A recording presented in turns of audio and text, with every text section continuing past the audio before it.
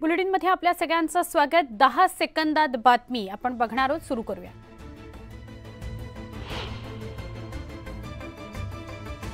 विकास कामे थांबवणाऱ्यांना आता सत्तेपासून दूर ठेवायचं असं आवाहन पंतप्रधान नरेंद्र मोदींनी केलंय।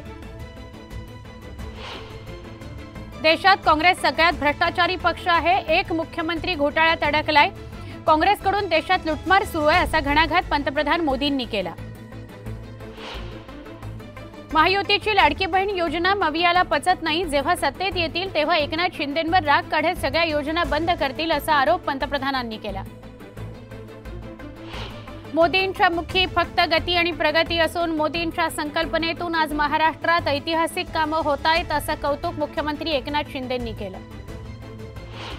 महाविकास आघाडीच्या बालहट्टामुळे मेट्रोचं काम बंद पडलं। चौकशीची मागणी करण्यात आली पण मी चौकशी लावली नाही, नाहीतर आज हा कार्यक्रम झाला नसता असा टोला मुख्यमंत्री एकनाथ शिंदेंनी लगावला।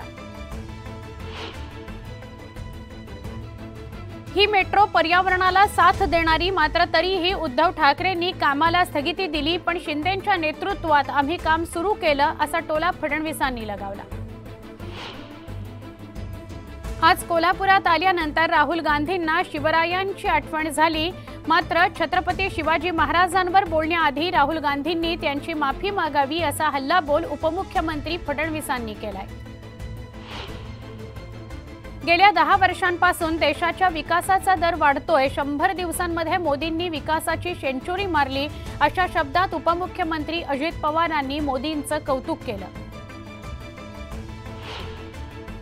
प्रहारचे आमदार राजकुमार पटेल यांच्या उपस्थितीत रविवारी कार्यकर्ता मेळावा पार पडणार आहे। या मेळाव्यानिमित्त लावण्यात आलेल्या बॅनरवर बच्चू कडूंऐवजी एकनाथ शिंदेंचा फोटो झळकल्यानं आता चर्चांना उधाण आलंय।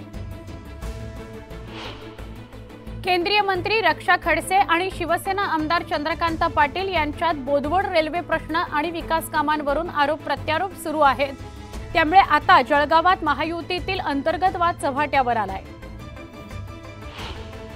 धाराशिवमध्ये भाजपचे आमदार राणा जगजितसिंह पाटील यांच्या कार्यक्रमात काँग्रेस कार्यकर्त्यांनी गोंधळ घातला। कृष्णा मराठवाडा सिंचन प्रकल्पावरून काँग्रेस जिल्हाध्यक्ष धीरज पाटील आणि राणा पाटलांमध्ये बाचाबाची झाली।